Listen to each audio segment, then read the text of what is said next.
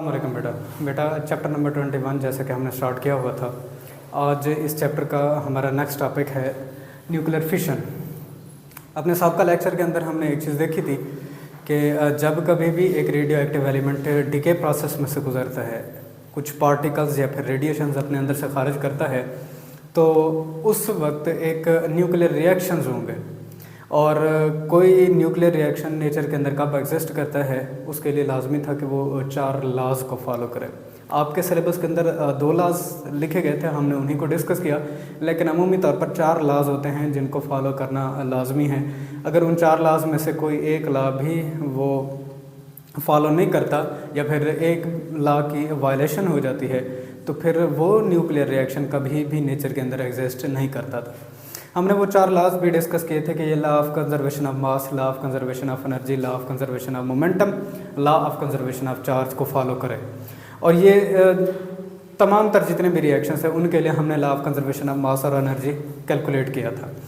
अब यहाँ पर बेटा न्यूक्लियर फिशन है क्या? सादा से लफ्ज़ों के अंदर एक रेडियो एक्टिव न्यूक्लियाई का जब भी वो इमिशन ऑफ पार्टिकल्स करता है या फिर रेडिएशन करता है, तो उस वक्त उस रेडियो एक्टिव न्यूक्लियाई का टूट कर 2 बराबर हिस्सों के अंदर तकसीम हो जाना। ठीक है बेटा, एक हैवी न्यूक्लियाई हो, रेडियो एक्टिव हो, और फिर अपने अंदर से वो रेडिएशंस को खारिज करे और कुछ ऐसे पार्टिकल्स के अंदर डॉटर न्यूक्लियाई के अंदर तकसीम हो जाए कि अब वो हो सकता है स्टेबल भी बन जाए, हो सकता है कि वो अब भी अनस्टेबल हो, लेकिन स्मॉल न्यूक्लियाई स्मॉल एलिमेंट के अंदर तब्दील हो जाए। तो इस तरह के प्रोसेस को कहा जाता है न्यूक्लियर फिशन बेटा। डिफाइन भी इसको ऐसे ही करते हैं बेटा, such a reaction in which heavy nucleus like uranium की तरह के हैवी न्यूक्लियाई जितने भी हैं is broken into 2 nuclei of nearly equal size along with the emission of energy is called as nuclear fission reaction। कि एक ऐसा reaction जिसमें हैवी न्यूक्लियाई, जैसा कि यूरेनियम के बारे में हमने पढ़ा हुआ है, ऑटोमेटिकली तौर पर ये नेचर के अंदर बेटा रेडियो एक्टिव एलिमेंट है। अब इसका टूट कर 2 बराबर एक जैसे साइज़ के न्यूक्लियाई के अंदर तकसीम हो जाना। ठीक है बेटा, वो एनर्जी रिलीज भी हो सकती है, एब्जॉर्ब भी हो सकती है, दोनों तरह के प्रोसेस हम ऑलरेडी अपने सबका लेक्चर के अंदर कर चुके हैं। तो इस तरह के रिएक्शन को बेटा कहा जाता है न्यूक्लियर फिशन।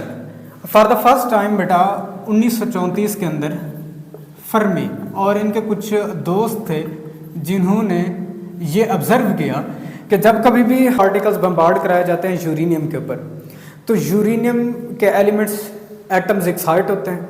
जब इसके न्यूक्लियाई एक्साइट होंगे, उस वक्त फर्मी ने ये कहा कि जब बीटा डीके हो रहा होता है तो उस बीटा डीके के दौरान हाफ लाइफ मुख्तलिफ तरह की मिल रही थी। अब फर्मी का ये अंदाज़ा था कि हो ना हो, जब भी पार्टिकल्स बम्बार्ड किए जाते हैं यूरेनियम के ऊपर, तो उस वक्त ये यूरेनियम एक नए रेडियो एक्टिव एलिमेंट के अंदर तब्दील हो जाता है और वो इससे हैवियर हो जाता है, हैवी बन जाता है और वजनी हो जाता है। लेकिन ऐसा नहीं था। फिर 1937 के अंदर 2 और साइंटिस्ट थे बेटा, हान था एक, ठीक है बेटा, और इसके बाद बेटा एक दूसरे साइंटिस्ट थे स्ट्रासमैन।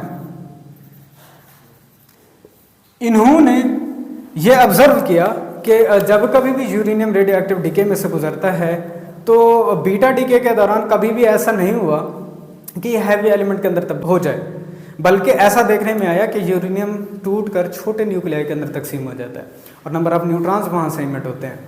तो पहली दफ़ा इन्होंने आगे साबित किया था कि फर्मी का ये कंसेप्ट है कि जब भी यूरेनियम रेडियो एक्टिव डीके में से गुजरता है तो ये हैवी न्यूक्लियाई के अंदर बदल जाता है। ऐसा बिल्कुल नहीं है, ये लाइटर न्यूक्लियाई के अंदर बदल जाता है और वो lighter nuclei after the emission of particle और रेडिएशन अपनी स्टेबिलिटी कर्व को एक्वायर करने की कोशिश करते हैं, स्टेबिलिटी इक्वेशन को हासिल करने की कोशिश करते हैं।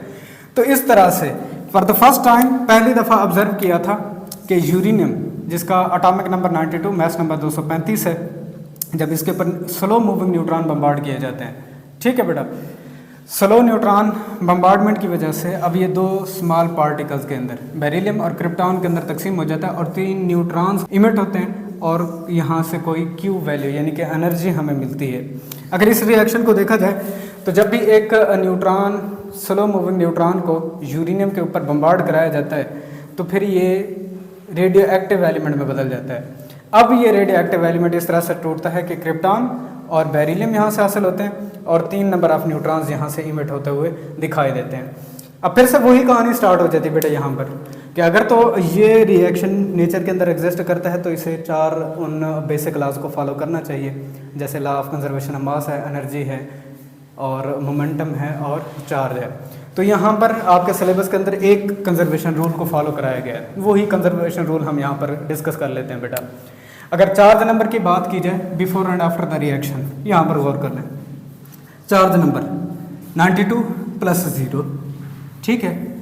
रिएक्शन से पहले चार्ज नंबर, रिएक्शन के बाद का चार्ज नंबर 56, 36 और यहाँ से 0, 56, 36। जब आप इनका सम करते हैं तो बिफोर द रिएक्शन और आफ्टर द रिएक्शन बेटा यहाँ पर आपको चार्ज कंजर्व होता हुआ दिखाई देता है।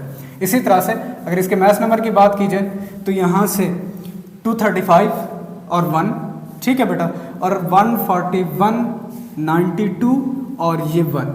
अब जब इनका सम करेंगे तो before and after the reaction आपको मास नंबर भी कंजर्व होता हुआ दिखाई देगा। तो इस तरह से कंजर्वेशन रूल्स को ये फॉलो कर रहा है। अगर तो ये कंजर्वेशन रूल को फॉलो ना करता या इसकी वायलेशन करता तो ये कभी भी रिएक्शन नेचर के अंदर एग्जिस्ट ना करता। तो इसीलिए ये रिएक्शन चूँकि यहाँ इसका चार्ज नंबर भी कंजर्व कर रहा है और मास भी कंजर्व कर रहा है, तो ये कंजर्वेशन रूल्स को, लॉज को फॉलो कर रहा है। अब इसके लिए बेटा अगर एनर्जी की बात की जाए, law of conservation of energy, तो उसके लिए हमें यहाँ पर कैलकुलेशन करनी पड़ेगी। Binding energy per nucleon for the uranium atom अगर बात की जाए तो ये हमारे पास बेटा बराबर होती है 7.7 मेगा इलेक्ट्रॉन वोल्ट के, जबकि वहीं बेरिलियम और क्रिप्टॉन के लिए बाइंडिंग एनर्जी पर न्यूक्लियन की बात की जाए तो ये होती है बेटा 8.5 मेगा इलेक्ट्रॉन वोल्ट के। अब एनर्जी डिफरेंस अगर निकालना चाहेंगे तो रिएक्शन के बाद की एनर्जी क्या है माइनस रिएक्शन से पहले की energy, binding energy per nucleon क्या है। अब इनका डिफरेंस निकालें तो इन दोनों के दरमियान में एनर्जी डिफरेंस जो आता है 0.9 mega electron volt per nucleon आती है ये एनर्जी डिफरेंस। अब हमने टोटल एनर्जी डिफरेंस निकालना है तो उसके लिए एक न्यूक्लियन के लिए कितना कुछ एनर्जी डिफरेंस आ रहा है before and after the reaction, और कितने नंबर ऑफ न्यूक्लियंस हैं टोटल। जो पहले हमारे पास रेडियो एक्टिव न्यूक्लियाई के पास थे वो 235 है, जब इसको मल्टीप्लाई करते हैं तो बेटा ये 211.5 मेगा इलेक्ट्रॉन वोल्ट, और यहाँ पर क्यू वैल्यू भी बेटा ऑब्जर्व होती है 200 मेगा इलेक्ट्रॉन वोल्ट के। तो यहाँ से देखें आपके एक्सपेरिमेंटल वैल्यू क्यू कि कितनी अमाउंट में एनर्जी यहाँ से रिलीज होगी। यहाँ पर देखें law of conservation of energy से हमने इसको कैलकुलेट कर लिया कि वाकई में 211.5 मेगा इलेक्ट्रॉन वोल्ट। तो ये थोड़ा सा डिफरेंस है स्लाइड सा, लेकिन ये एक्सपेरिमेंटल वैल्यू के साथ मैच करा रही है। तो ये एनर्जी डिफरेंस का बेसिकली तौर पर पैदा हो जाना हम पहले भी पढ़ चुके हैं। आइंस्टाइन के एनर्जी इक्वेशन E = mc² के कुछ अमाउंट ऑफ मास एनर्जी में बदल जाता है। तो इस तरह से ये एनर्जी डिफरेंस कैलकुलेट होके आ जाता है। अब मामला बेटा ये था कि कभी भी यूरेनियम जब भी रेडियो एक्टिव रहता है तो डिके करते हुए ऐसा बिल्कुल भी नहीं है कि इन्हीं फ्रेगमेंट्स के अंदर या फिर इन्हीं ही डॉटर न्यूक्लियाई के अंदर तकसीम हो जाए, ऐसा नहीं है। यूरेनियम 235 अपने कोई और फ्रेगमेंट्स के अंदर भी तकसीम हो सकता है या अपने और डॉटर न्यूक्लियाई के अंदर भी तकसीम हो सकता है। ये हम यहाँ पर देख लेते हैं। मैंने 2 रिएक्शंस यहाँ पर बेटा लिखे हुए हैं। यूरेनियम 235 है, अब भी इसके ऊपर यहाँ एक स्लो मूविंग न्यूट्रॉन बम्बार्ड किया जा रहा है, ठीक है बेटा। तो ये स्ट्रोंशियम और मोलिब्डेनम के अंदर तकसीम हो जाता है और 3 नंबर ऑफ न्यूट्रॉन्स यहाँ से खारिज होते हैं, ठीक है बेटा, और कुछ अमाउंट ऑफ एनर्जी भी मिलती है यहाँ से। इसी तरह से इसी यूरेनियम 235 के ऊपर जब स्लो मूविंग न्यूट्रॉन बम्बार्ड किया जाता है तो ऐसा भी हो जाता है कि ज़ीनान के अंदर और स्ट्रोंशियम के अंदर ये तकसीम हो जाता है और 2 न्यूट्रॉन्स यहाँ से हासिल होते हैं और कुछ अमाउंट ऑफ एनर्जी हमें हासिल होती है। तो बेटा ये था न्यूक्लियर फिशन, और फॉर द फर्स्ट टाइम इसे फर्मी ने ऑब्जर्व किया था, लेकिन उनके कंसेप्ट के अंदर थोड़ी सी एरर थी जो बाद में हान और स्ट्रासमैन ने आके ठीक की थी। तो इंशाल्लाह इसके बाद हम देखेंगे कि न्यूक्लियर फिशन प्रोसेस एक चेन के अंदर एक ख़ास तरतीब के अंदर हम इसको कैसे परफॉर्म कर सकते हैं। यहाँ पर गौर कर लें, देखें फ्रैगमेंट्स जो भी बन रहे हो हमें नंबर ऑफ न्यूट्रॉन्स मिल रहे हैं। अब इन न्यूट्रॉन्स को आगे चेन रिएक्शंस के अंदर हम क्या करेंगे कि इस्तेमाल करेंगे कि फर्दर ये जितने भी न्यूक्लियाई मौजूद हैं उनके अंदर जाकर ये डिकेइंग प्रोसेस प्रोड्यूस कराएं। तो डिकेइंग प्रोसेस प्रोड्यूस कराते हुए कितना कुछ ये कंट्रोल किए जा सकते हैं या अनकंट्रोल्ड भी हो सकते हैं। दोनों तरह के इंशाल्लाह हमने चेन रिएक्शंस देखने हैं। अपने नेक्स्ट लेक्चर में मिलेंगे। इजाज़त दीजिए, अल्लाह हाफ़िज़।